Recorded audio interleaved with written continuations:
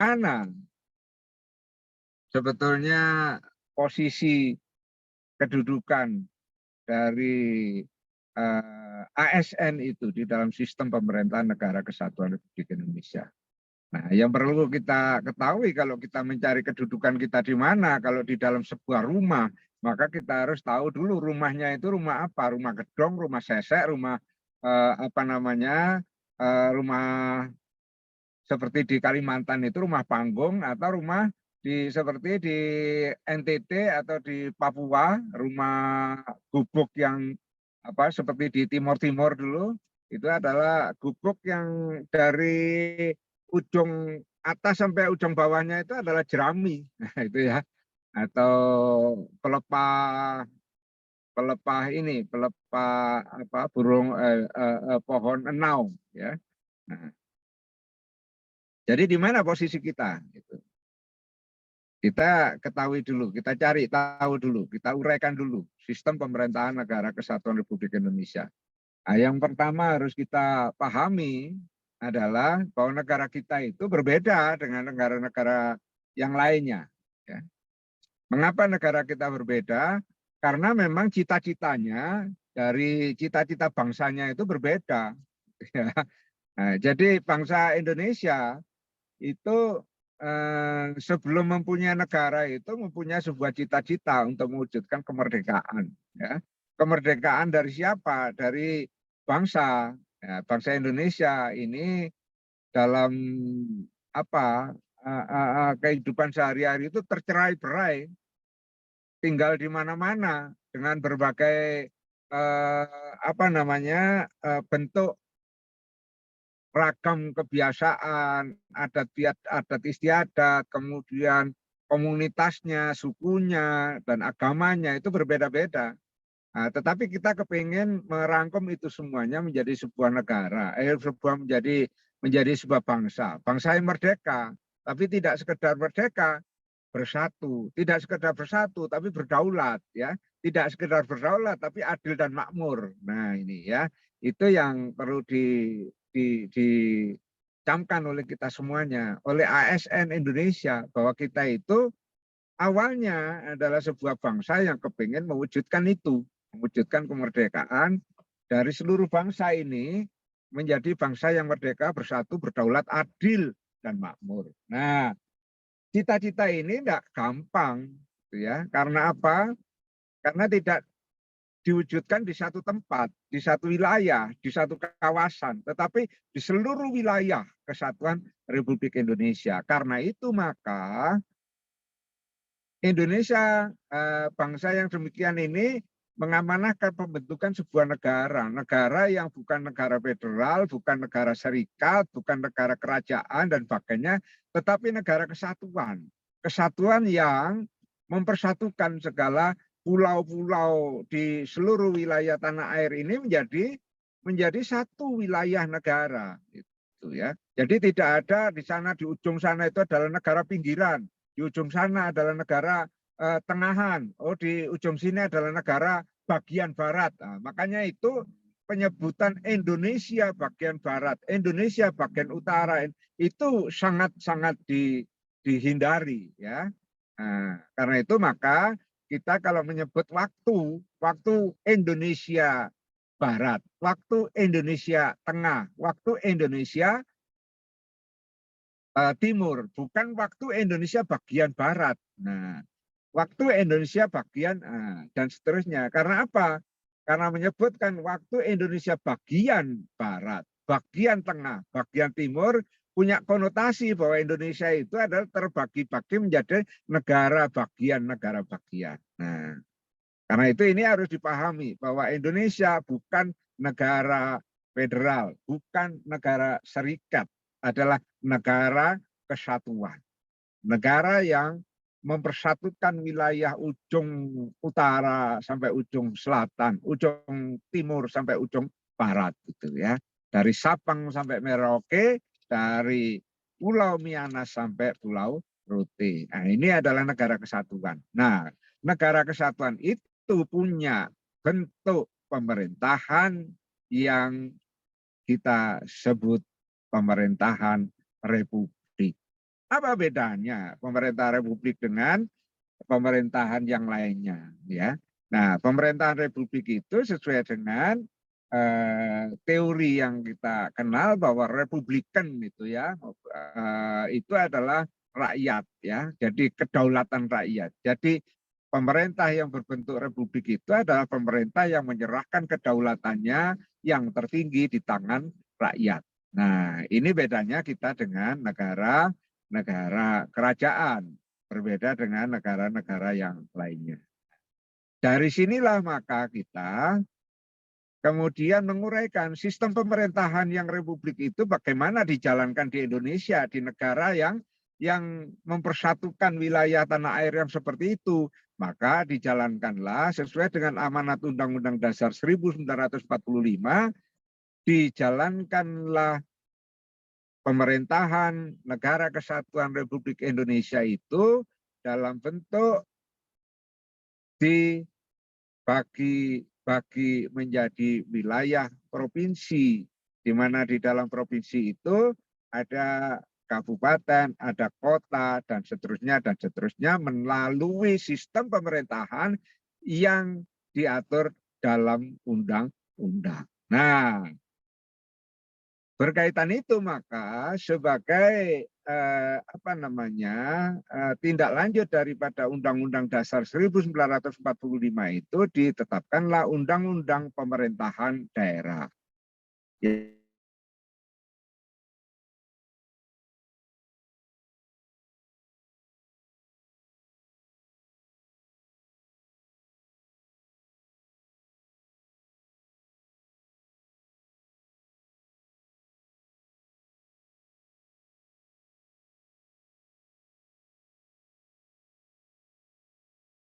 Bapaknya putus kayaknya.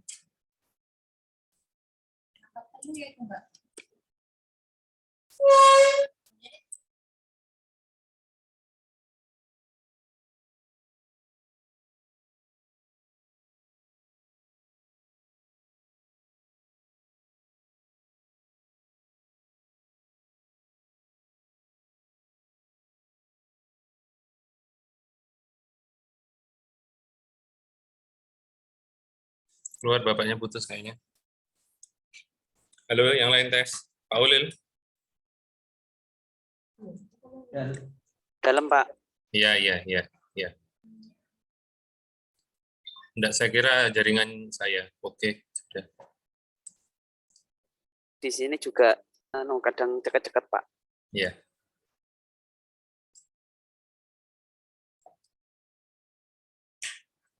Masih di mute, Bapak?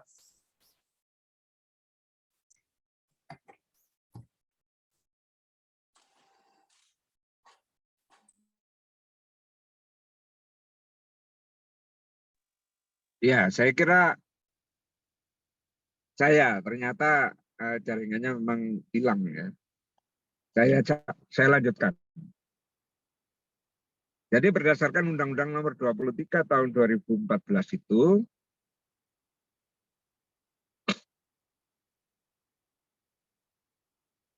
penyelenggaraan pemerintahan di lingkungan pemerintahan, jadi kalau kita itu tadi kembali kepada sistem pemerintahan. Di dunia ini semua negara itu seakan-akan menganut politik trias politika, ya. Nah, kita itu termasuk salah satu di antaranya, tetapi tidak penuh. Kalau trias politika secara penuh itu ada pemisahan kekuasaan antara eksekutif, legislatif, yudikatif secara kaku. Kalau kita itu sudah tidak kaku, jadi sudah luas ya. Katakan trias politika, tapi ada bikameral juga ya. Jadi ada simbiosis. Karena itu maka penerapan trias politika di Indonesia itu antara yang di ujung atas dengan di ujung bawah itu berbeda. Trias politika di tingkat pusat mungkin agak tegas ya, antara eksekutif, legislatif, dan yudikatif itu agak tegas. Tetapi ketika itu masuk ke daerah, berbaur dengan penerapan otonomi daerah, ya, maka di dalam Undang-Undang nomor 23 tahun 2014, trias politika itu menjadi hablur, ya, menjadi agak kabur gitu di daerah. Sebagai contoh adalah bahwa di daerah itu kalau di pusat ada eksekutif, legislatif, yudikatif. Kalau di daerah peran eksekutif dengan legislatif itu berbaur menjadi satu, ya. Jadi di daerah itu yang namanya legislatif itu memerankan diri sebagai unsur penyelenggara pemerintahan daerah. Kalau di pusat, maka legislatif itu adalah urusan pemerintahan yang berkaitan dengan legislatif, ya, kewenangan legislasi, kewenangan merumuskan undang-undang dan menetapkan undang-undang, ya. Nah, kalau di daerah itu sudah menjadi berbeda, agak kabur, ya, agak ditambahi dengan fungsi pemerintahan daerah. Karena itu di daerah dari beberapa teori, ya, teori politik desentralisasi di daerah itu, DPRD itu bukan legislatif, ya, tapi DPRD itu adalah unsur penyelenggara pemerintahan daerah bersama-sama dengan pemerintah daerah. Jadi ini harus dipahami bersama-sama. Jadi kalian itu nanti posisinya di mana? Posisinya berada pada pemerintah daerah. Ya, pemerintah daerah. Ya, pemerintah daerah itu dibagi antara perangkat daerah yang ada di sekretariat daerah, ada di sekretariat DPRD, ada di inspektorat daerah, dan di dinas serta badan-badan daerah. Dengan itu maka kalian bisa melihat bahwa oh, saya ini aparatur negara yang berada di sebuah unit kerja di lingkungan pemerintah daerah. Bisa Anda itu sebagai anggota atau unsur daripada badan di daerah, atau dinas di daerah, atau rumah sakit daerah, atau sekretariat DPRD, atau sekretariat daerah, atau sekretariat Pemda, atau di inspektorat, atau di kecamatan. Jadi ini harus dipahami betul-betul.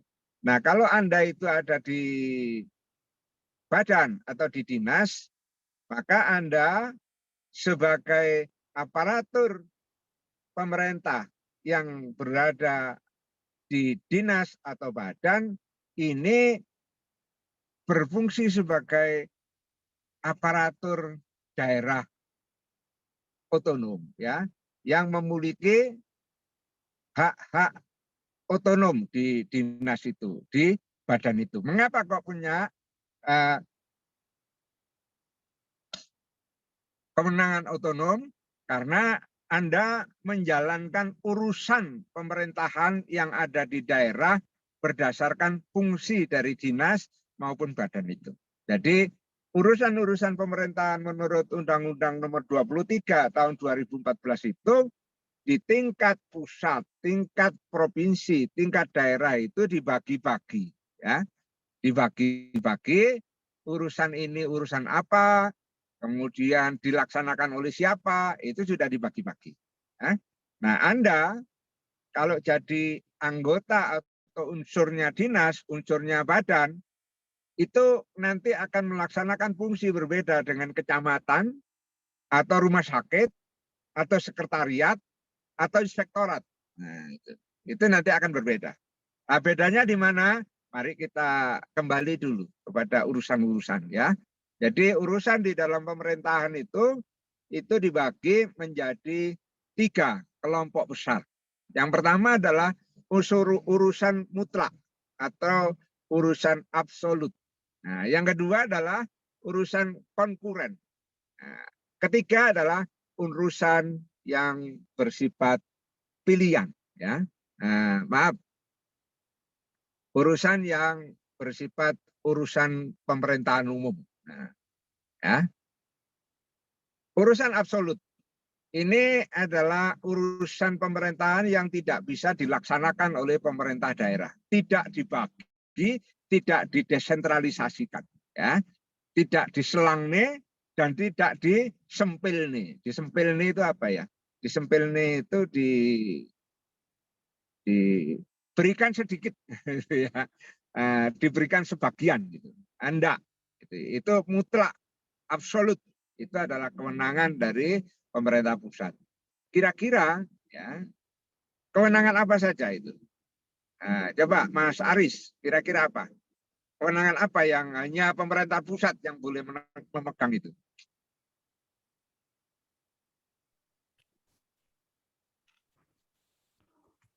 Pemerintah pusat ya Pak ya? Iya, yang urusan Seperti absolut. merancang undang-undang. Oke, rancang Seperti undang-undang. merancang undang-undang itu Pak. Iya. Terus APBN itu Pak. Apa? Apa Mas? APBN. APBN, oke. Terus apa lagi? Terkait dengan APBN Pak. Iya. Terus kebijakan seperti kayak di apa ya, yang sekarang lagi apa, minyak itu Pak, Pertamina itu. Minyak mundak pira tong? Jadi 10.000 katanya. Dari 10.000 ya. Ya saya kebetulan hari ini belum beli BBM sama sekali. Ya, kebetulan kemarin itu BBM saya masih banyak, belum saya isi. Baik, siapa lagi yang bisa membantu saya? Apa urusan yang dilaksanakan oleh pemerintah pusat? Nah, biar nanti Anda tidak salah. Oh itu tugas saya, bukan. Itu ya. Oh bukan, itu punyanya Pak Opung itu ya. Opung yang naikkan minyak itu. Ya, itu bagiannya Opung. Ayo apa urusan apa aja?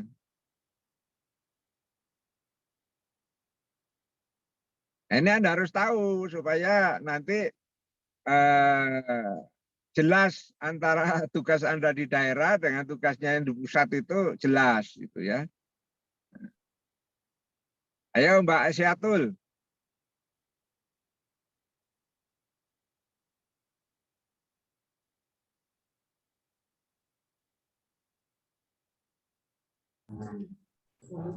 Iya Pak.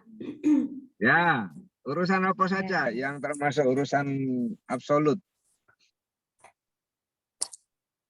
Itu Pak, kebijakan moneter, kemudian peraturan menteri, terus Menteri apa? ya menteri apa saja sudah Pak.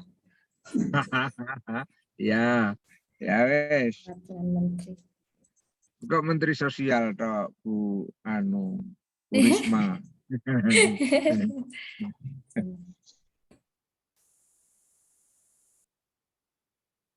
Ayo sekarang yang lainnya, Mbak siapa di atas itu, Mbak Nurul, Mbak Yunita, Mbak Putri, Mbak Ria, Mbak Izin Baik, Mas Kolil. Nggih, Pak. Yang saya ketahui itu yang menjadi urusan absolut pemerintah pusat itu seperti misalkan pertahanan dan keamanan, kemudian urusan politik luar negeri itu pemerintah daerah tidak boleh ikut campur. Kemudian ada juga tentang urusan keagamaan mungkin Pak. Jadi sudah diatur oleh pemerintah pusat tentang keagamaan. Kalau misalkan agama itu diatur oleh pemerintah daerah, maka nanti terkait dengan agama itu bukan mempersatukan, malah nanti akan memecah belah seperti itu, Pak. Oke. Itu mungkin Ya. contohnya. Contoh konkretnya seperti agama. Jadi kenapa kok pemerintah pusat yang boleh mengatur supaya keadaan yang Indonesia sudah bersatu ini tidak terpecah belah seperti itu, Pak. Oke. Agama, luar negeri, pertahanan keamanan, terus apalagi tadi itu moneter ya. Nah, itu Mbak Asyatul itu ada moneter itu. Kok bagus moneter atau keuangan?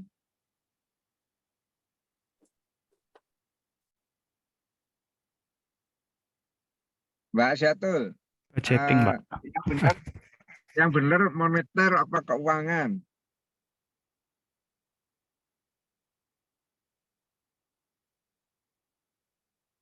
Halo Pak, iya Pak.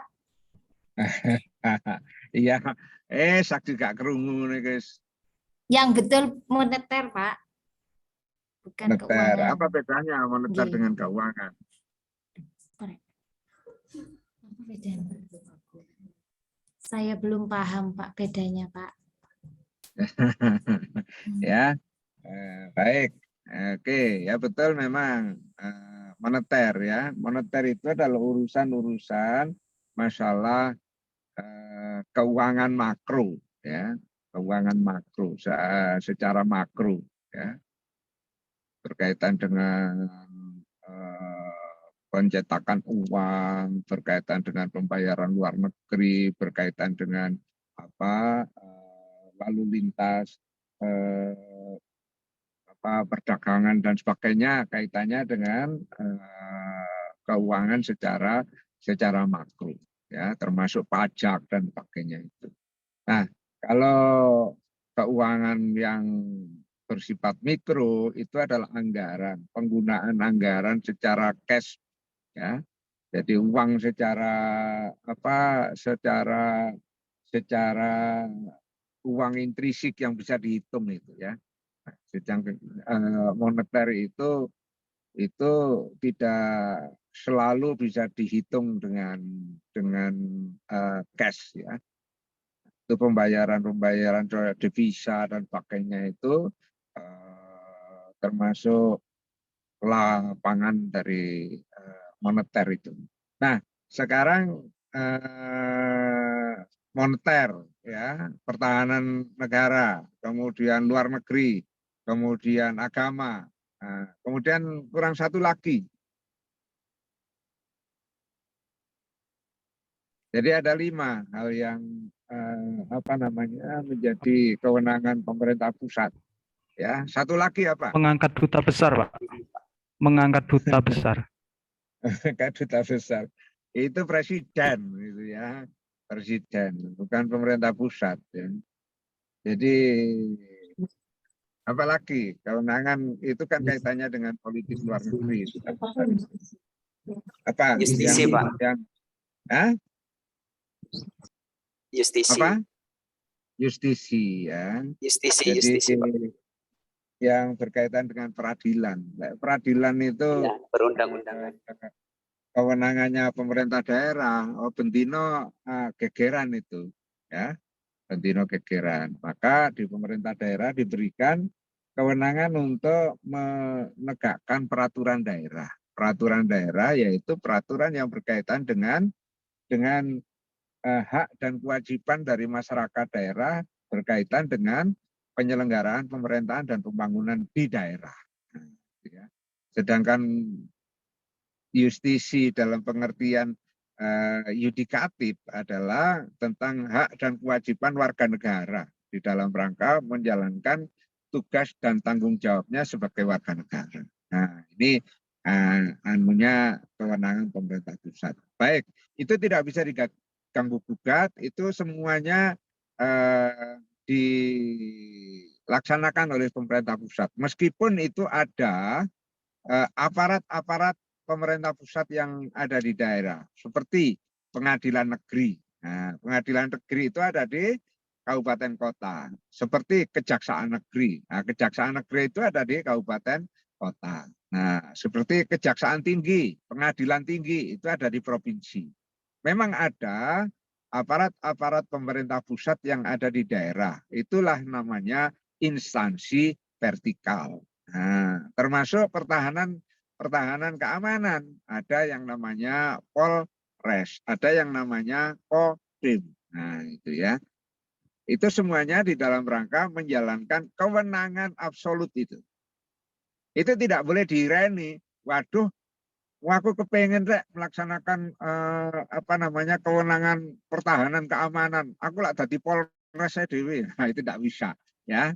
Paling-paling kita menangani permasalahan terantip ya. Terantip itu adalah Pol PP. Nah, Pol PP itu sasarannya penegakan perda, bukan peraturan yang lainnya, bukan peraturan pidana, bukan peraturan perdata, tapi peraturan daerah yang berkaitan dengan hak dan kewajiban warga daerah di dalam penyelenggaraan pemerintahan dan pembangunan daerah. Nah, oke. Itu adalah kewenangan absolut. Nah, Anda di mana? Nah, kalau Anda itu sebagai orang pusat ya, berada di pusat, maka Anda bisa jadi ditempatkan di daerah, tetapi sebagai orang pusat. Misalnya Anda itu sebagai pegawainya pengadilan, nah, maka Anda pegawai negeri sipil ASN yang kedudukannya sebagai apa? Sebagai pegawai pusat yang ditugaskan di daerah. Nah, gitu ya. Nah, tetapi Anda sekarang itu adalah pegawainya pemerintah daerah, ya.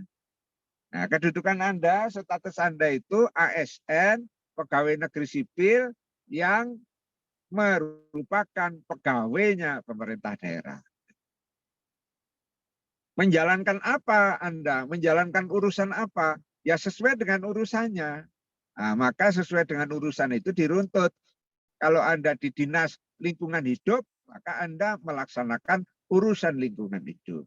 Kalau Anda itu di dinas, misalnya di dinas PU, maka Anda menjalankan urusan pemerintahan bidang ke-PU-an. Ya. Kalau Anda itu misalnya di perencanaan, gitu ya, Bapeda, Badan Perencanaan dan Penelitian Daerah, maka Anda itu menjalankan urusan yang berkaitan dengan perencanaan daerah, perencanaan pembangunan daerah, dan seterusnya ya. Nah, Anda menjalankan urusan-urusan di daerah itu menjalankan urusan yang kedua, ya. Kalau tadi urusan absolut dilaksanakan 100% oleh pemerintah pusat, nah sekarang urusan yang nomor 2 ini adalah dibagi antara pemerintah pusat, provinsi, dan kabupaten kota. Porsinya, levelnya, grade-nya itu dibagi. Ya. Kalau pemerintah pusat, maka hal-hal yang menyangkut hubungan antar pemerintah provinsi. Nah, kalau pemerintah provinsi menyangkut hal-hal yang berkaitan dengan hubungan antara pemerintah kabupaten kota. Nah, kalau di tingkat kabupaten kota, maka berkaitan dengan hubungan antara OPD atau perangkat-perangkat daerah di daerah bersangkutan. Nah, Anda menjalankan urusan nomor 2 ini namanya urusan konkuren. Konkuren itu bisa dibagi-bagi itu tadi, ya. Ada konkuren yang bersifat wajib, ada konkuren yang bersifat pilihan. Nah, konkuren yang bersifat wajib itu diwajibkan untuk dijalankan oleh pemerintah daerah berdasarkan luas wilayah, jumlah penduduk, dan kapasitas fiskalnya. Ya, jadi kalau misalnya luas sekali wilayahnya seperti Bondowoso itu, nah kemudian penduduknya banyak, terus kapasitas fiskalnya tinggi, maka urusan yang wajib dijalankan itu banyak. Ya. Sedangkan kalau daerah wilayahnya kecil, terus penduduknya sedikit, kapasitasnya kecil, maka urusan yang dijalankan juga sedikit. Ya. Nah, sebagai tanda bahwa daerah itu kapasitas fiskalnya kecil, penduduknya kecil, wilayahnya kecil, itu kalau di sana ada dinas menjalankan urusan itu sampai tumpuk-tumpuk ya, tumpuk undung. Misalnya Dinas Pemuda, Olahraga, Pariwisata, Kebudayaan dan apa itu ya, di ruang keperangkap itu. Itu tandanya bahwa jatahnya sedikit gitu ya. Jatahnya sedikit. Tapi kalau dinasnya banyak, Dinas Pemuda sendiri, olahraga sendiri, kebudayaan sendiri, apa pariwisata sendiri, terus dinasnya itu banyak, itu menandakan bahwa di daerah itu kapasitasnya tinggi ya. Nah, sehingga diberikan keleluasaan untuk mengambil jatah ya, jatah urusan wajib yang lebih banyak. Kalau urusan wajibnya lebih banyak, pilihannya pun lebih banyak ya. Nah, kalau daerahnya itu gak duwe duit, kemudian penduduk titik, terus wilayahnya titik, wis dikai wajib itu ojo milih sing akeh ya. Jadi wajibnya sedikit terus pilihannya banyak, itu nanti jomplang ya. Nah, oke. Ini adalah untuk memantapkan kalian. Oh, di mana kedudukan saya sebagai pegawai, saya itu pegawai yang mana? Pegawai di instansi yang mana? Itu. Terus apa urusan yang saya harus kerjakan ya. Nah, dari situ kemudian Anda akan kelihatan kedudukan Anda, peran Anda sebagai aparatur itu aparatur pemerintah daerah atau pemerintah pusat atau kemudian. Nah, kemudian pada ujungnya nanti kalian itu orang pusat, orang daerah, sejauh Anda itu adalah ASN, pegawai negeri sipil, maka fungsi dasar Anda itu ada 3 saja. Ya, jadi semuanya itu menjalankan fungsi. Sudah seperti panjenengan ditempatkan di kecamatan, di kelurahan, di sekolahan, ya. Sekolahan itu kan bagian daripada dinas pendidikan, ya, dinas pendidikan. Nah, maka Anda sebagai aparatur daerah yang ditempatkan di dinas pendidikan sebagai apa? Sebagai guru, ya. Nah, guru itu bukan sebagai profesi yang berdiri sendiri. Anda itu profesi yang berstatus pegawai negeri sipil di daerah pada instansi dinas pendidikan atau perangkat daerah otonom kabupaten ya. Jadi seperti itu. Nah, dari sini fungsi dasar Anda ada 3, yaitu sebagai pelaksana kebijakan. Yang kedua, sebagai pelayan masyarakat. Yang ketiga, sebagai pemersatu bangsa atau perekat persatuan kesatuan bangsa. Nah, jadi apapun profesi Anda, sebagai guru, sebagai dokter, sebagai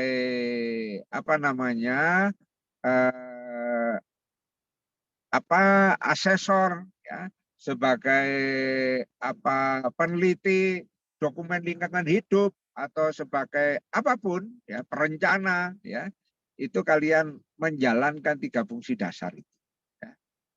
Loh Pak, saya perencana Pak, enggak ada hubungannya dengan pelayanan masyarakat ya. Saya perencana pembangunan daerah Pak, saya ditempatkan di Bapeda Pak. Nah, itu ya. Saya itu tidak pernah berhubungan dengan masyarakat dan tidak ada hubungannya dengan pelayanan masyarakat. Nah, maka pemahaman yang seperti itu tidak benar. Karena apa? Karena kita itu ditempatkan dimanapun menjalankan 3 fungsi itu. Ya. Fungsi sebagai pelaksana kebijakan pemerintah, fungsi sebagai pelayan masyarakat, fungsi sebagai perekat persatuan kesatuan bangsa. Oke, ya. Kita buktikan bahwa apapun profesi kita, apapun status kita, apapun peran kita, apapun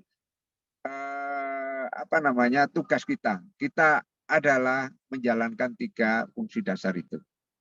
Saya ingin pembuktian. Mas Kolil, bisakah panjenengan memberikan sedikit saja penjelasan bahwa sebetulnya sebagai guru itu adalah perekat persatuan kesatuan bangsa? Oke, terima kasih Pak. Bismillahirrahmanirrahim. Assalamualaikum warahmatullahi wabarakatuh.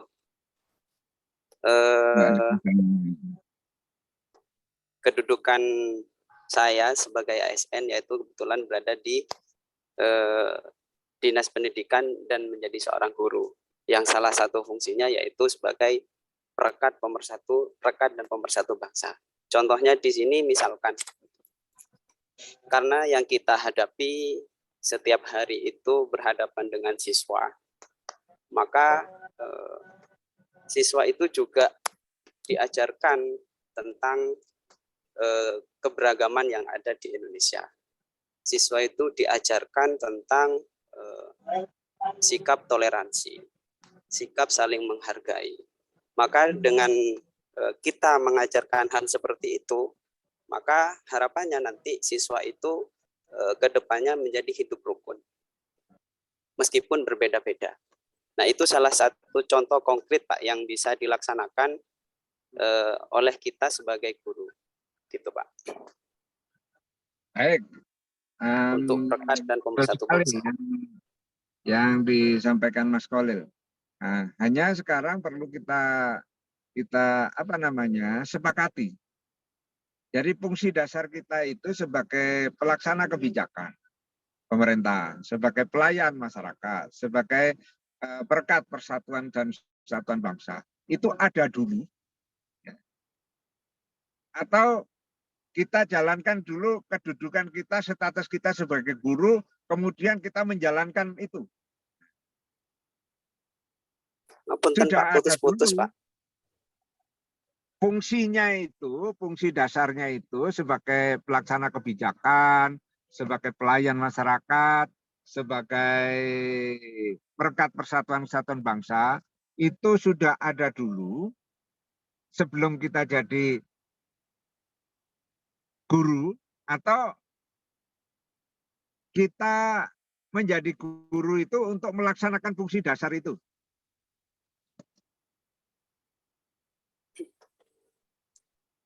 Kalau melihat dari fungsinya ini kan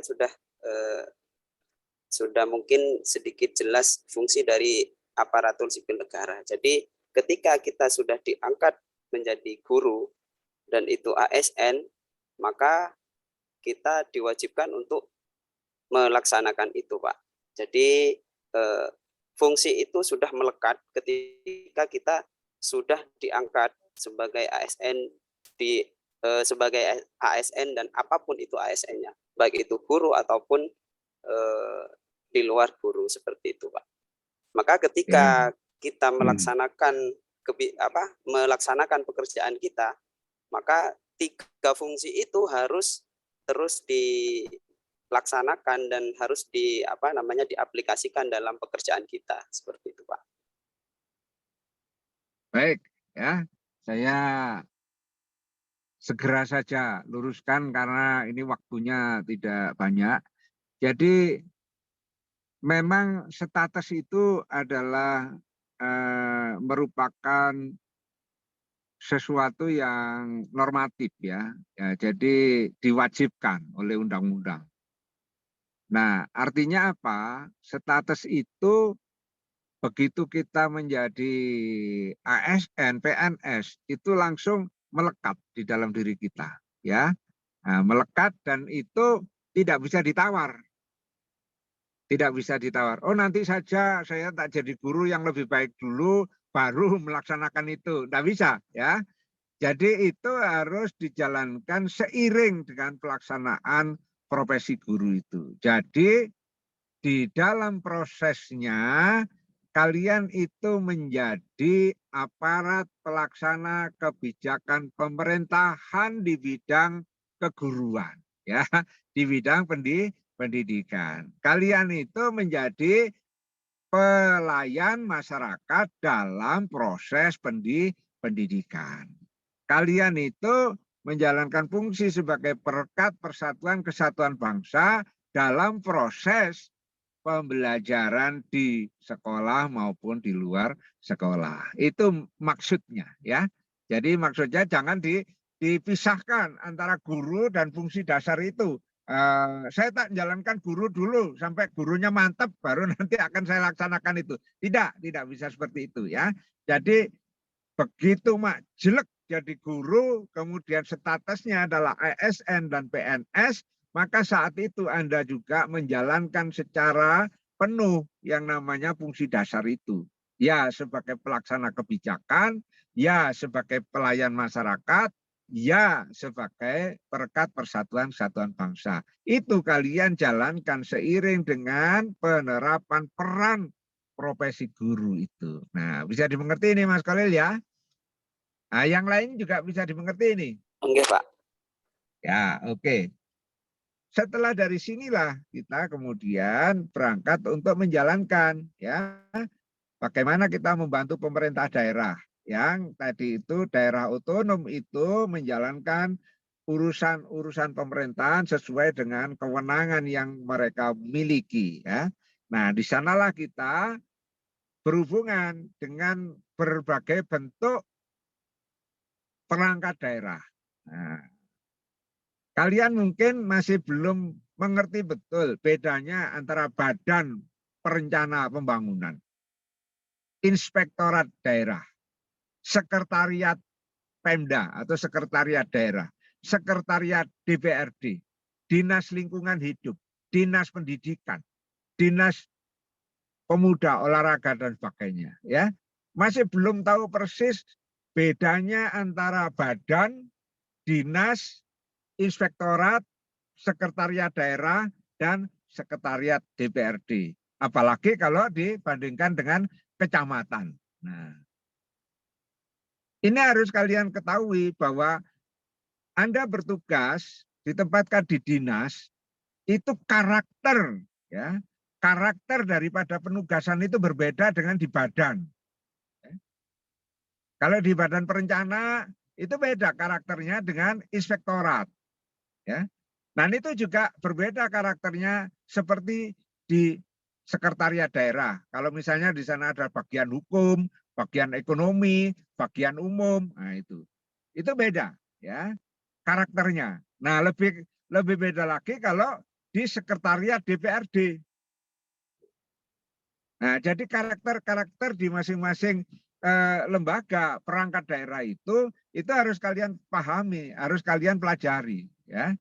Nah, sekarang apa sih kok itu berbeda? Karena dinas itu adalah sebagai pelaksana kebijakan daerah untuk urusan-urusan dinas tertentu ya. Nah, kalau badan itu adalah merupakan perangkat daerah ya yang sifatnya pembantuan ya, unsur pendukung di dalam menjalankan urusan pemerintahan daerah tertentu. Nah, jadi kalau dinas itu memang melaksanakan urusan ya yang ditentukan, urusan lingkungan hidup, urusan pendidikan, urusan kesehatan, nah, itu ya. Nah, kalau badan itu adalah merupakan lembaga yang sifatnya adalah unsur pembantuan. Jadi membantu pemerintah daerah dalam urusan perencanaan, dalam urusan inspektorat ya pengawasan itu unsur membantu ya, membantu. Nah, tapi kalau dinas itu kalau tidak ada dinas ya tidak dilaksanakan, tidak bisa dilaksanakan itu ya. Nah karena itu maka Anda di dinas pendidikan mempunyai otonomi, mempunyai otoritas di dalam melaksanakan fungsi-fungsi terkait dengan pendidikan di daerah tersebut. Nah, berkaitan dengan itu maka ada klasifikasi-klasifikasi. Untuk daerah, kabupaten kota itu tidak boleh mengurusi masalah-masalah pendidikan setingkat SMU ya. Nah, yang boleh ngurusi urusan pendidikan setingkat SMP, SD dan di bawahnya. Nah, kalau ada kabupaten kota yang ngurusi SMA negeri itu maka dia melanggar undang-undang ya itu. Nah, terus yang perguruan tinggi siapa yang ngurusi itu adalah pusat, ya. Nah, seperti itu. Itu jadi yang dikatakan dengan konkuren tadi, ya. Urusan yang dibagi-bagi tadi itu adalah urusan pendidikan saja. Itu pusatnya itu adalah Perti, ya, pendidikan yang setingkat perguruan tinggi dan ke atas itu pusat. Nah, kemudian provinsi adalah pendidikan setingkat SMA. Nah, kabupaten kota pendidikan setingkat SMP ke bawah. Nah, Anda adalah yang termasuk SMP ke bawah itu, ya. Itu. Adakah di sini yang merasa jadi guru SMA? Tidak ada, ya. Guru SD semua, Pak. Ya, makanya maksudnya itu memang kewenangan daerah itu setingkat itu, SMP, SD, dan di bawahnya, ya. Oke. Sekarang kita beranjak kepada dari urusan-urusan dari fungsi dasar, kita menginjak bagaimana caranya kita meningkatkan kapasitas kita sehingga kita mampu berperan, ya, berperan di dalam proses peningkatan kualitas birokrasi di Indonesia. Ya, kita tadi sudah tahu kedudukan kita, ya. Kita sudah tahu fungsi dasar kita. Nah, maka proses selanjutnya adalah bagaimana kita bisa meningkatkan kompetensi. Nah, meningkatkan kompetensi itu adalah meningkatkan kebisaan kita. Nah, meningkatkan yang di dalam nilai-nilai dasar berakhlak itu adalah nilai-nilai yang nomor berapa? 3, ya. Jadi berorientasi pada pelayanan, akuntabel, dan kompeten, ya, itu. Nah, bagaimana kita meningkatkan itu? Ya kita harus melakukannya sendiri-sendiri dan secara kolektif. Nah, ada yang diwajibkan. Nah, seperti sekarang ini Anda diwajibkan untuk latsar ini, ya. Nah, kalau tidak latsar, Anda tidak bisa mendapatkan status PNS 100%, ya. Nah, untuk dapat 100% itu Anda harus latsar, itu diwajibkan dan diselenggarakan oleh lembaga penyelenggara pelatihan yang memang berkompeten untuk itu. Nah, ada yang peningkatan kompetensi yang dilaksanakan sendiri. Nah, dilaksanakan sendiri itu kalian itu yang belajar, ya. Belajar bagaimana belajar untuk meningkatkan kompetensinya. Itu harus aktif, ya. Nah, kalau misalnya Anda tidak aktif, pasif, ya Anda baru akan mendapatkan peningkatan kompetensi setelah Anda disekolahkan. Nah, padahal kesempatan untuk sekolah begitu itu orangnya banyak, kesempatannya sedikit, ya. Nah, karena itu Anda harus aktif meningkatkan kompetensinya itu secara mandiri. Nah, baru setelah Anda kelihatan akan direkrut untuk disekolahkan pada level-level tertentu. Nah, pada proses itulah kita kenal apa yang dinamakan dengan manajemen talenta berbasis merit system, ya. Jadi nanti kita akan masuk pada bagaimana kita lihat hak dan kewajiban kita, kemudian kita melihat bagaimana kesempatan-kesempatan untuk meningkatkan kompetensi, promosi, dan sebagainya melalui manajemen talenta dan merit system. Nah, bagaimanakah yang disebut dengan manajemen talenta itu? Manajemen talenta itu adalah menginventaris Anda. Misalnya sekarang ada sekitar 10 orang yang ikut bimbingan saya, ya. Nah, ada 2 orang yang ahli di bidang ini, ada 2 orang yang ahli di bidang ini, ada yang 2 orang ahli di bidang ini, ada 2 orang yang ahli di bidang ini, tapi ada 1 orang yang tidak ahli apa-apa, misalnya gitu, tetapi bisa menghidupkan suasana, misalnya gitu, ya. Nah, itu adalah manajemen talenta, pemetaan potensi diri. Nah, di mana itu dilakukan? Nah, itu Anda dilakukan melalui manajemen talenta di dalam manajemen ASN, ya. Nah, itu nanti manajemen talenta supaya objektif, supaya tidak bancinde, banciladan, supaya tidak like and dislike, maka ada sebuah sistem yang harus dianut, yang harus diterapkan, yaitu yang disebut dengan merit, ya, bukan merit tapi merit system, ya, merit system. Merit system itu adalah sistem pengkaderan PNS berbasiskan kinerja. Jadi tidak ada orang yang akan dipromosi kalau tidak mempunyai kinerja bagus. Ya. Nah, disitulah nanti akan dinilai secara objektif.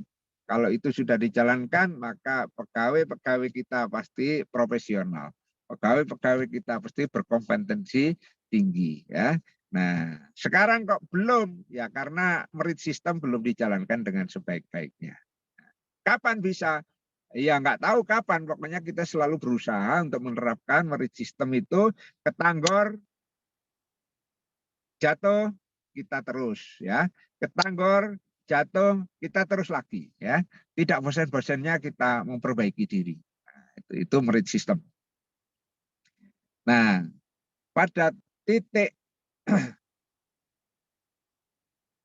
perjuangan kita untuk menghadapi berbagai tantangan dewasa ini, proses-proses seperti itu menjadi lebih berat lagi karena kita dihadapkan pada lompatan-lompatan kebutuhan, ya. Lompatan kebutuhan itu kalau tadi kita berusaha untuk memperbaiki dari birokrasi yang feodal menjadi good government, ya, yang clean, yang kemudian yang bersih, yang kemudian yang tata kelolanya baik, good governance, dan sekarang melompat menjadi smart governance. Nah, untuk itu maka kita di dalam mempersiapkan ASN untuk menjadi pendukung smart governance menjadi harus berlompat, ya. Tidak lagi menjadi konvensional, ya gak merit system, ya gak merit, ya, itu ya. Nah, akhirnya kita harus melompat dan sekarang kita harus belajar yang namanya literasi digital, ya. Literasi digital, belajar bagaimana mewujudkan keahlian kita dalam bidang digital, ya. Kemudian belajar bagaimana kita bisa terbiasa dengan kegiatan-kegiatan digital. Kemudian dalam keadaan terbiasa berdigital ria itu, kita bisa memperhatikan selalu etika, norma-norma yang berlaku. Nah, di dalam proses kita berdigital yang memperhatikan norma itu, kita bisa menjaga diri kita, teman kita, keluarga kita, kelompok kita, institusi kita, agar tidak sampai terseret kepada kegiatan-kegiatan yang berhubungan dengan cybercrime, ya. Jadi itu yang harus kita lakukan sekarang ini. Melakukan literasi digital, ya. Nah, proses untuk bisa menjalani literasi digital itu kita barengi, kita iringi dengan proses belajar menjadi ASN yang smart, ya. ASN yang smart, ASN yang cerdas, ya. Yang pertama adalah kita belajar bagaimana bekerja bersama-sama teman kita dengan mengedepankan integritas, ya. Wah, integritas ini adalah nilai akuntabel yang paling tinggi. Kalau di berakhlak itu ada berorientasi pada pelayanan, kemudian disusul dengan akuntabel.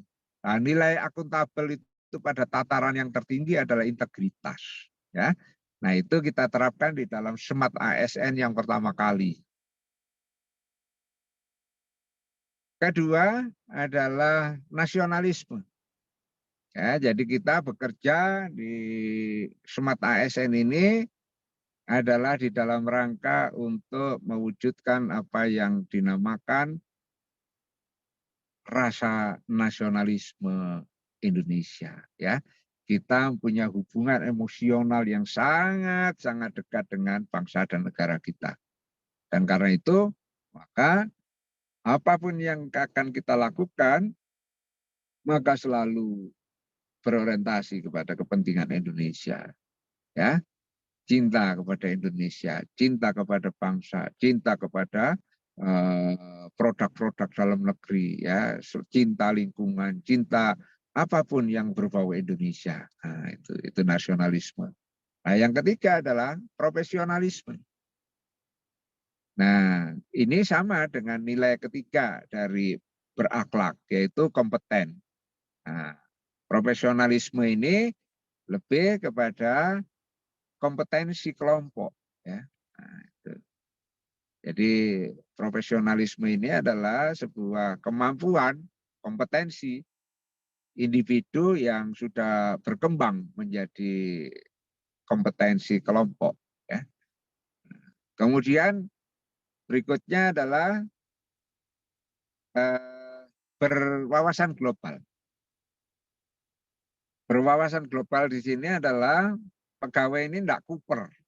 Pegawai ini tidak hanya mengenal Bondowoso, tidak hanya mengenal Bondowoso, Lumajang, Jember, dan Banyuwangi, tetapi mengenal Bondowoso di tengah-tengah Jawa Timur, mengenal Jawa Timur di tengah-tengah Indonesia, mengenal Indonesia di tengah-tengah ASEAN, Asia, dan dunia. Ya, jadi kita bisa melihat dunia dari tempat kita bekerja. Tidak hanya kita terpancang kepada apa yang ada di daerah kita, tetapi kita melihat dunia melalui perkembangan daerah kita. Nah, itu namanya berwawasan global. Kemudian yang berikutnya adalah punya networking, punya jaringan kerja. Jadi jangan bilang, Pak, saya enggak kenal loh Pak sama guru-guru di sekolah sana gitu. Saya nggak bisa membuat video di sana karena saya enggak kenal orang-orang sana. Nah, itu berarti Anda tidak punya jaringan sama sekali, ya. Jadi kalau Anda punya jaringan kerja, jaringan pertemanan dan sebagainya, Anda bisa melalui WA minta tolong divideokan begitu terus dikirimkan kepada Anda. Selesai sudah gitu ya. Nah, itu adalah contoh bagaimana Anda harus punya jaringan tertentu, jaringan pertemanan, jaringan persekolahan, jaringan dan lain-lain sebagainya, ya. Itu. Kemudian yang berikutnya adalah Anda harus punya yang namanya semangat entrepreneurship, ya. Jadi Anda meskipun jadi guru itu harus punya semangat, ya, semangat naluri, ya, entrepreneurship.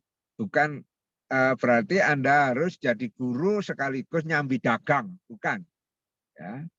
Di sini entrepreneurship di sini adalah semangat untuk bisa memaksimalkan sumber daya untuk mencapai kinerja yang setinggi-tingginya, bukan mencari untung sebanyak-banyaknya dengan modal yang sedikit-sedikitnya.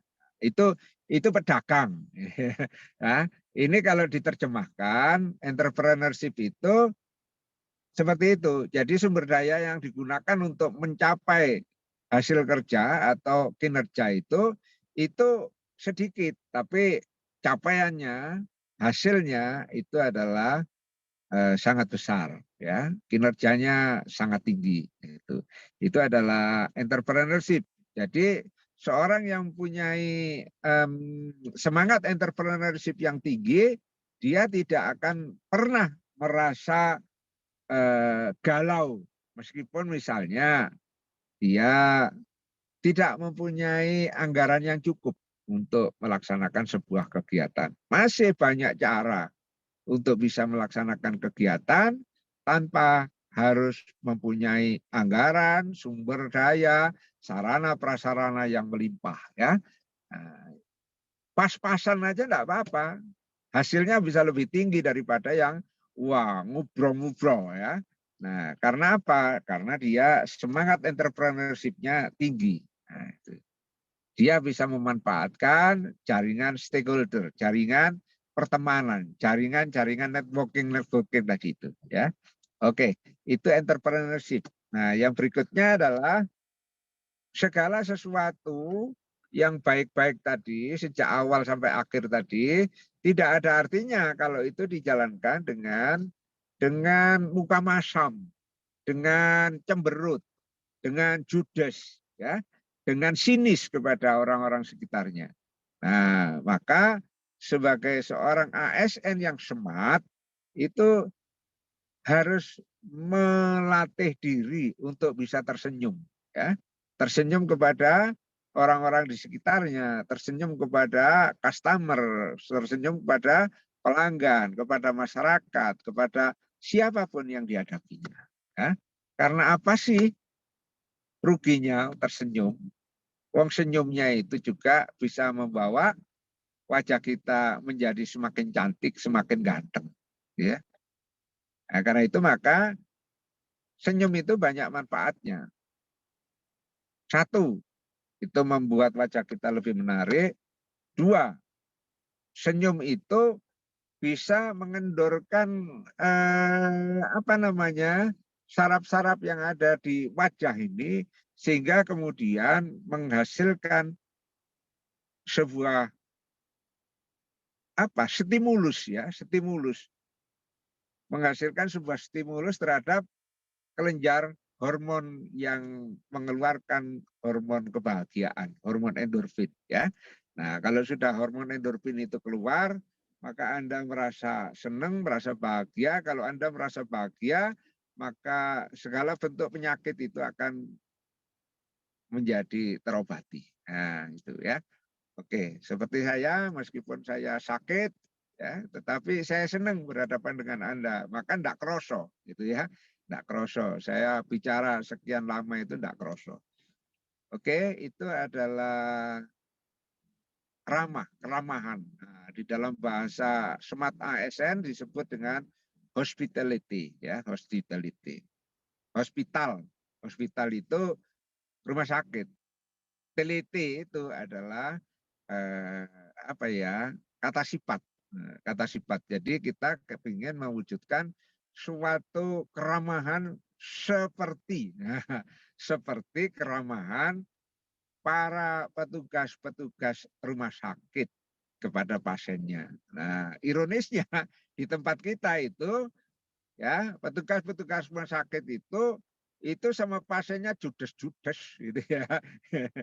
Jadi kalau misalnya kita hospitality itu disuruh niru perawat, niru bidan-bidan yang ada di rumah sakit itu, maka kita ini judes semua jadi, ya.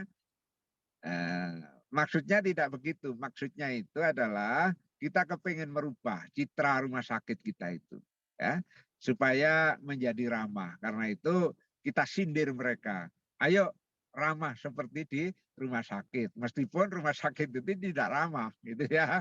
Nah, sehingga mereka disindir itu, ya, oleh Pak Jokowi. Ini anunya Pak Jokowi, hospitality, ya, hospitality. Nah, terakhir, ya, setelah kita ramah, kita harus menguasai yang namanya parameter dasar dari Smart ASN itu, yaitu menguasai IT dan bahasa asing. Nah, ini yang paling penting, ya. Jadi 8 atau 9 prinsip itulah yang harus kita wujudkan seiring dengan adanya proses literasi digital yang kita jalankan untuk bisa menempatkan kita di dalam menjalankan sebagai pelaksana kebijakan, pelayan masyarakat, dan perekat kesatuan bangsa yang kebetulan dijalankan melalui profesi guru ini bisa memberikan kontribusi terwujudnya smart governance. Apa sih smart governance itu? Adalah penyelenggaraan pemerintahan yang memberikan kesempatan ya. Semua pihak untuk terlibat di dalam proses penentuan dan pelaksanaan serta evaluasi kebijakan. Semua pihak disilahkan berperan serta. Tidak hanya pemerintah, tidak hanya state, society juga. Masyarakat silakan melalui mekanisme-mekanisme dengar pendapat dan pakainya. Nah, kita dengar suaranya rakyat. Ya. Kemudian melalui juga private sector, nah, dunia usaha, silakan. Mau punya keinginan bangun daerah ini, mau membangun mall di sini, mau silakan saja. Kalau punya kesempatan untuk berpartisipasi silakan. Nah itu ya. Nah kemudian selain itu juga silakan yang tukang kontrol, yang tukang nulis berita jelek-jelek, yang tukang mutu yang elek-elek itu ya. Nah silakan untuk mengkritik, silakan untuk membangun, silakan untuk memperbaiki, yaitu press ya, atau media massa. Nah, jadi itu diberikan kesempatan. Itulah yang namanya good governance. Tetapi good governance yang dijalankan dengan mekanisme digital itulah yang disebut dengan smart governance. Ya, nah, jadi bagaimana kita mewujudkan itu? Ya kita harus jadi smart dulu, ya. Nah, itulah kira-kira materi smart ASN menuju perwujudan smart governance. Oke, silakan kalau ada yang ditanyakan.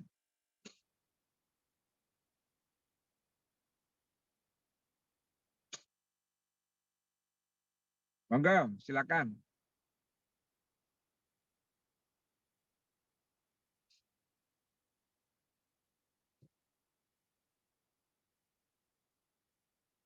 Hari ini materinya lebih berat daripada kemarin ya. Kalau kemarin itu hanya bagaimana kita mewujudkan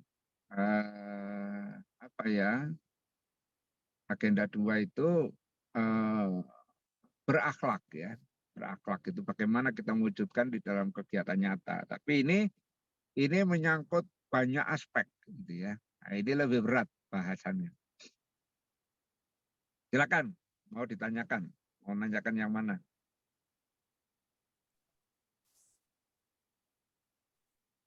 Ya, silakan bertanya teman-teman. Monggo. Assalamualaikum warahmatullahi wabarakatuh. Halo, waalaikumsalam.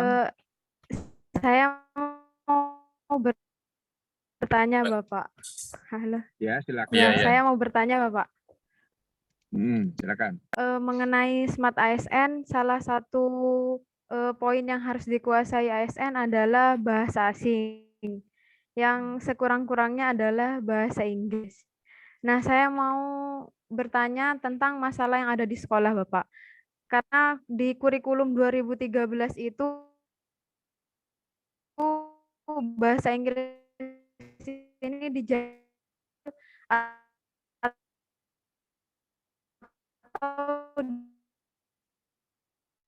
Mungkin bisa diulangi lagi, itu putus-putus kayaknya Bu Ria. Ya, putus-putus, Mbak. Putus-putus.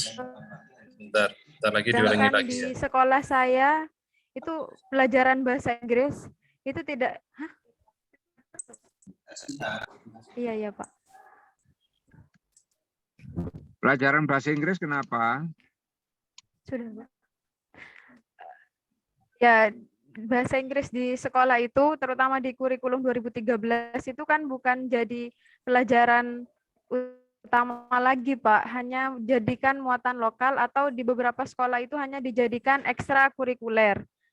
Sedangkan di sekolah saya itu sama sekali tidak ada pelajaran bahasa Inggris. Nah, bagaimana saran atau solusi untuk menghadapi tantangan seperti itu tentang juga Indonesia kan punya cita-cita di 2045 tuh menuju generasi emas, Pak. Sedangkan di kurikulum Merdeka yang saat ini sudah dicanangkan itu hanya terjadi di kelas 1 dan kelas 4 untuk pelajaran bahasa Inggrisnya. Iya. Terus apa yang ditanyakan? Iya. Halo? Apa yang ditanyakan? Eh, Mungkin temannya di sebelah bisa membantu apa yang ditanyakan Bu Ria, putus-putus itu. Iya. Nggih, monggo. Pak Holil, coba barusan pertanyaannya Bu Cek. Ria nopo. Iya, iya Pak Holil, monggo. Cek. Halo. Sudah. Masuk. Iya, silakan. Iya, masuk, Saya masuk. memperjelas apa yang ditanyakan sama Bu Ria. Nah, terkait dengan kemampuan berbahasa yang minimal itu bahasa Inggris. Nah, kata beliau, kata Ibu Ria, bagaimana kita bisa meningkatkan kemampuan berbahasa Inggris sementara di sekolah yang saya tempati dan di kurikulum yang terbaru ini itu bahasa Inggris hanya dijadikan sebuah ekstrakurikuler saja. Bahkan di sekolahnya Ibu Ria sendiri bahasa Inggris itu tidak diajarkan sama sekali, tidak diajarkan di mata pelajaran ataupun tidak dijadikan sebagai ekstrakurikuler atau kokurikuler seperti itu. Nah, berkaitan dengan hal itu, bagaimana saran dan apa yang harus dilakukan oleh Ibu Ria agar bisa memenuhi apa yang dicita-citakan tadi, yaitu memiliki kemampuan berbahasa asing. Seperti itu Pak kira-kira. Iya. Jadi begini, yang perlu dipahami itu Smart ASN itu adalah untuk Anda ya. Jadi hal-hal parameter-parameter dasar ya yang harus Anda miliki. Bukan yang harus dimiliki oleh murid. Ya. Ini bukan untuk murid. Jadi ini adalah untuk Anda. Kalau Anda menguasai bahasa asing, ya, meskipun di tempat Anda kurikulumnya itu disuruh pakai pelajaran bahasa Inggris atau tidak, itu ya enggak masalah. Toh Anda mencari literatur untuk menguasai, memaksimalkan potensi-potensi itu Anda literaturnya bahasa Inggris, gitu ya. Nah, kalau semuanya itu enggak Anda enggak Anda bekali dengan bahasa Inggris, Anda baca bahasa Inggris itu ya enggak bisa, gitu ya. Nah, kalau Anda enggak bisa baca bahasa Inggris, literatur bahasa Inggris, nah apa yang Anda berikan kepada murid Anda? Ya pasti Anda hasil dari membaca yang ada di lokalan itu, yang ada di dalam literatur-literatur yang ada di sekolah itu. Nah, kalau begitu bisa dibayangkan bahwa murid Anda mendapatkan sesuatu yang ada di situ, tidak ada pengembangannya sama sekali. Tetapi kalau Anda aktif dengan membaca bahasa Inggris dari literatur-literatur bahasa Inggris, maka Anda banyak pengayaan. Gitu ya. Nah, yang Anda ajarkan itu juga hal-hal yang kaya. Gitu. Jadi meskipun kurikulum 13 tidak mengajarkan, tetapi di dalam di dalam Anda memberikan itu, Anda bisa memperdalam itu. Contoh ini tadi, ya, tidak ada di dalam modul itu. Saya harus menyampaikan tentang otonomi daerah, tentang urusan-urusan pemerintahan, tidak ada. Nah, tetapi kalau itu dikaitkan dengan sistem pemerintahan Negara Kesatuan Republik Indonesia, kalian sebagai guru, kalian harus tahu, gitu ya. Nah, karena kalian harus tahu, saya beri pendalaman tentang itu. Nah, itu. Nah, kalau Anda tidak membaca sendiri, ya tidak bisa Anda memberikan pendalaman seperti itu. Ya, nah itu yang saya maksud. Bagaimana Anda itu memperdalam diri menjadi seorang smart ARN, ya, smart ASN. Jadi Anda memperdalam diri dari segi integritas Anda itu bagaimana caranya untuk menjadi seorang yang berintegritas itu, ya. Nah, kemudian bagaimana caranya Anda memperdalam nasionalisme Indonesia Anda. Bagaimana Anda terus memperdalam diri dari segi profesionalitas, terus wawasan global Anda, ya. Nah, wawasan global itu ya tidak mungkin kalau Anda tidak bisa bahasa Inggris. Ya. Nah, kemudian entrepreneurship. Nah, dari mana Anda punya ilmu-ilmu entrepreneurship? Dari mana Anda membacanya? bacanya literatur apa gitu ya. Nah, pasti literatur jurnal-jurnal, jurnal ekonomi, jurnal ini dan sebagainya. Nah, itu pasti memerlukan bahasa Inggris ya. Nah, termasuk juga yang lain-lainnya tadi ya. Ada entrepreneurship, hospitality dan networking dan sebagainya itu. Jadi dalam hal ini adalah kita tidak terpaku kepada kurikulum daripada pendidikan bebas itu, merdeka itu. Kemudian di sana tidak ada kewajiban untuk mengajarkan bahasa Inggris. Tidak ada kewajiban mengajarkan bahasa Inggris kepada siswa, itu bukan berarti Anda terbebas untuk menguasai bahasa Inggris. Gitu loh. Ya. Jadi ini Smart ASN itu untuk Anda, bukan untuk murid. Nah, tetapi kalau Anda itu menguasai 8 prinsip atau 9 prinsip itu, maka insya Allah pelaksanaan tugas dan fungsi Anda sebagai pelaksana kebijakan pemerintah yang kebetulan seorang guru, pelayan masyarakat yang kebetulan seorang guru, rekat persatuan kesatuan bangsa yang kebetulan guru akan bisa melaksanakan dengan sebaik-baiknya. Itu adalah jawaban saya untuk Mbak yang siapa tadi itu yang terputus-putus tadi, yang disambung sama Mas Kolil ya. Ini untuk Mbak Ria, Pak. semuanya, semua saja. Oke, itu jawaban saya. Silakan yang lainnya.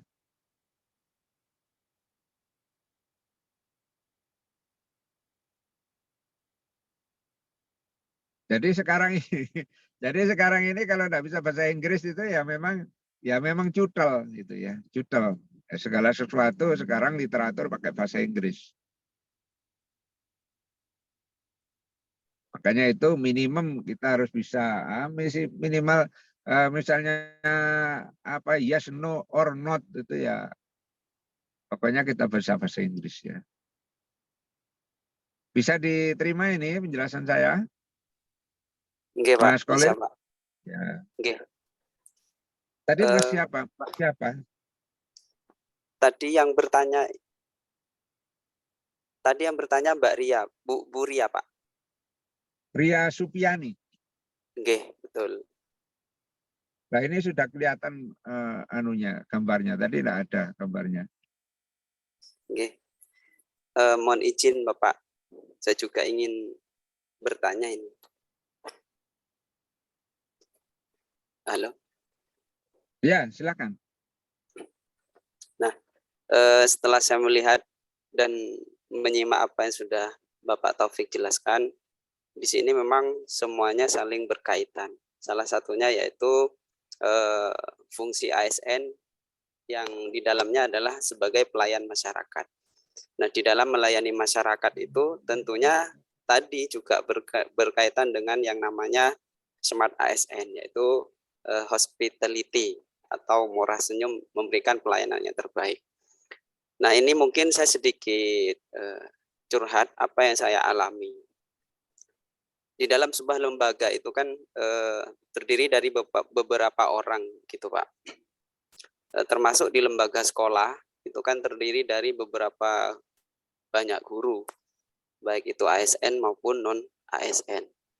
Nah, sebagian dari kami itu sudah memberikan pelayanan yang terbaik. Salah satu contoh misalkan ketika ada masyarakat yang datang ke sekolah, tentu kita memberikan sebuah pelayanan yang terbaik, misalkan dengan murah senyum, melayani apa yang mereka inginkan dan lain sebagainya. Kita insya Allah sudah berusaha seperti itu. Namun ada beberapa yang ketika berhadapan dengan wali murid itu bisa dikatakan kurang ramah, Pak. Nadanya juga agak tinggi, kemudian seakan-akan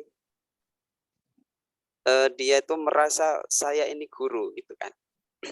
Nah, yang ingin saya tanyakan, bagaimana sikap kita sebagai rekan kerja yang sesama ASN menghadapi situasi seperti itu, Pak.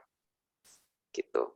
Pimpinan pun sebenarnya sudah menegur secara halus, namun hal itu masih terjadi, Pak. Intinya ada salah satu tuh yang kurang memberikan pelayanan yang terbaik kepada masyarakat. Yang salah satunya yaitu kurang senyum dan lain sebagainya. Nah, yang ingin saya tanyakan itu, Pak, apa yang harus saya lakukan gitu? Karena kan saya berada di tengah-tengah itu juga dan juga membangun kepercayaan masyarakat untuk lembaga itu, seperti itu, Pak. Ya, ini pertanyaan yang susah ya jawabannya. Tapi saya jawab berdasarkan pengalaman saya saja. Karena ada orang itu yang memang mudah diberi pengertian, diberi pemahaman, gitu ya. Dan kemudian ada orang yang memang karakternya susah, ya, susah menerima pendapat orang lain. Jadi memang dia itu sudah gawane bayi, itu ya. Itu dibilangi sama siapa saja kalau bukan dia sendiri yang apa namanya kecentok, kemudian terus kena batunya itu ya baru dia bisa berubah. Tapi kalau tidak maka biasanya orang-orang seperti itu susah untuk dirubah. Karena itu di dalam sejarah gitu seringkali kita melihat pemimpin-pemimpin yang seperti itu, yang tidak mau diberi saran dan pakainya ya. Dan kebetulan dia mempunyai kemampuan untuk mengeksekusi apa yang menjadi pendapatnya atau pendiriannya, maka dia jadilah pemimpin besar seperti Hitler ya, kemudian Napoleon dan kemudian dan sebagainya. Nah, termasuk Lenin dan sebagainya itu. Nah, kita harus mengetahui itu sebagai sebuah kewajaran lah. Ada orang yang memang seperti itu. Nah, kita menghadapi orang seperti itu tidak bisa memaksakan diri. Yang bisa kita lakukan adalah memberikan pemahaman banyak pihak bahwa sebetulnya kita tidak seperti itu. Jadi kalau misalnya yang kita takutkan adalah masyarakat itu merasa tidak senang kepada perlakuan seperti itu, terus kemudian masyarakat menganggap bahwa sekolah itu seperti itu. Nah, maka kita punya kewajiban untuk bisa memberikan penjelasan kepada orang-orang bahwa kita tidak seperti itu loh ya Pak. Gitu. Nah, bagaimana kita memberikan penjelasan itu? Apakah dengan cara tiap hari terus halo-halo pakai toa, Pak, kita tidak seperti Bapak ini loh ya, tidak seperti Bapak ini loh ya, apa seperti itu? Enggak, ya. Pengalaman saya justru adalah kita buktikan ya, dengan tingkah laku kita, perilaku kita dari orang sebagian besar di lingkungan itu melakukan yang tidak seperti dilakukan oleh bapak-bapak itu. Kalau bapak-bapak itu misalnya Pak Guru itu orang kepada wali murid mencucu dan sebagainya, yang lain ramah-ramah, ya. Nah, yang lain ramah-ramah. Dari kepala sekolah sampai tukang kebun itu semuanya ramah. Hanya bapak itu saja yang tidak ramah, maka dia kena opini publik gitu ya. Dia akan mendapatkan pelajaran bahwa akhirnya orang-orang menghindari dia gitu ya. Jadi tidak perlu diberitahu secara langsung, Pak sampean itu salah, Pak sampean itu keliru, Pak sampean itu biarkan saja. Lawang diberitahu begitu ya enggak nurut, dikandani kepala sekolah ya kepala sekolah masih malah digegeri ya. Nah, jadi ya biarkan saja orang itu. Tetapi kemudian berikanlah itu namanya kontra ya, kontra opinion. Nah, jadi bagaimana kita memberikan opini yang berbeda kepada masyarakat ya, bahwa orang itu nggak benar gitu ya. Ya. Nah, itu nanti dia akan kena loh. Iki kok wingi muridku sing iki tak kandhani ngene nurut saiki kok ya nurut tapi kok gak gak ngetutnya aku, kok gak anu dan sebagainya. Kok akhirnya kok loh, itu wingi Mas Kolil itu mengaku wondok memantuk-mantuk saiki kok biasa. Nah, itu ya. Nah, jadi dia akan terasa itu. Itu pengalaman saya sih seperti begitu. Tidak pernah menyatakan seseorang itu kamu jelek, kamu salah itu. Saya tidak pernah mengatakan itu, tetapi saya buktikan bahwa saya tidak seperti itu. Nah, itu. Oke, Itu Pak. Mas Khalil. Itu Oke, terima ya. kasih banyak, Pak. Oke. Yeah. Nah, kalau kita itu ada orang nggak cocok sama kita terus kita selalu bermusuhan, maka musuh kita banyak, Mas. Ya. Musuh kita banyak dan justru dari proses kita menyampaikan orang itu keliru, menyampaikan orang itu salah, itu proses itu menjadi proses yang sangat membebani kita, ya. Pikiran kita bisa stres karena itu. Karena merasa kok banyak wong sing nggak cocok gitu ya. Nah, tetapi coba kita pahami bahwa ada kok orang seperti itu ya. Ya sudah, ya dibiarkan aja. Pokoknya kita tidak seperti itu. Terus kita berusaha untuk membina orang-orang supaya lebih baik daripada itu. Nah, nanti kondisi akan berbalik ya. Banyak yang tidak seperti dia daripada yang seperti dia. Nah, gitu. Akhirnya nanti akan terasa dia. Itu kalau pengalaman saya begitu. Oke, Bapak. Terima kasih Ya. banyak. Silakan yang lainnya.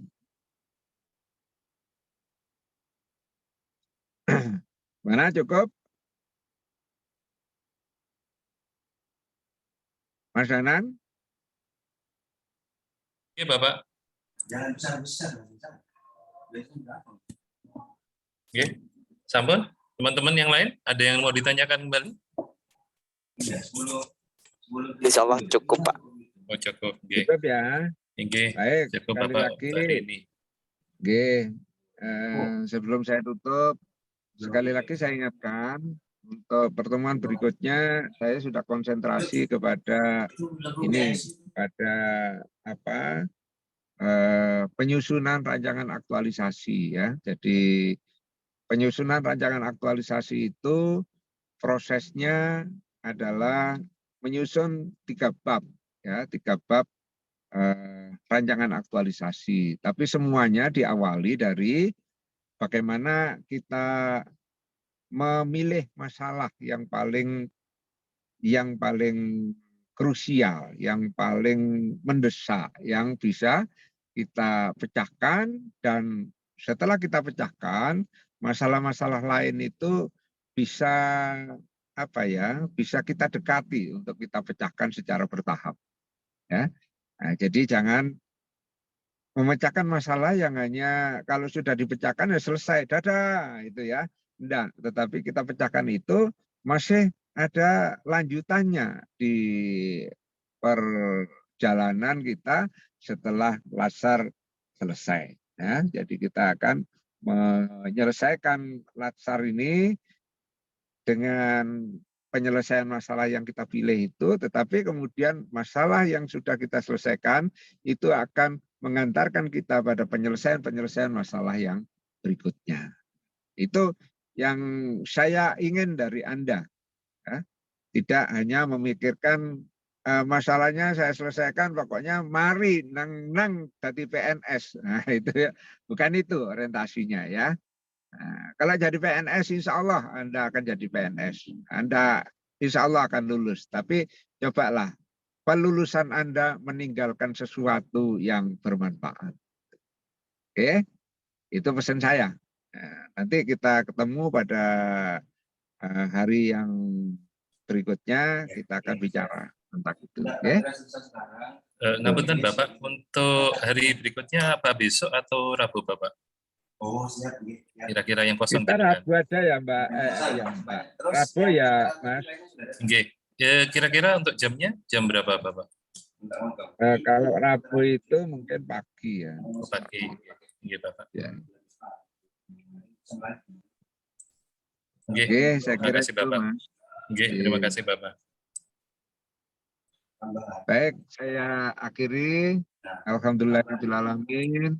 Terima kasih atas kerjasamanya, terutama Mas Danan. Ya. Kemudian mohon maaf kalau misalnya saya masih belum fit betul, jadi powerfulnya itu belum keluar, belum keluar ya. Tapi mudah-mudahan ini bisa memenuhi syarat ya. Paling tidak itu bisa memberikan pemahaman dasar lah kepada kalian-kalian ya. Nah, mudah-mudahan ini bisa memenuhi harapan. Terima kasih. Mohon maaf Amin. saya akhiri. Bila taufiq wal hidayah. Assalamualaikum warahmatullahi wabarakatuh. Waalaikumsalam warahmatullahi wabarakatuh. Terima kasih Bapak. Terima kasih. Semoga cepat sehat. Semoga lekas Semoga sehat dan selalu diberikan kesehatan. Amin. Amin. Amin. Amin. Amin. Amin.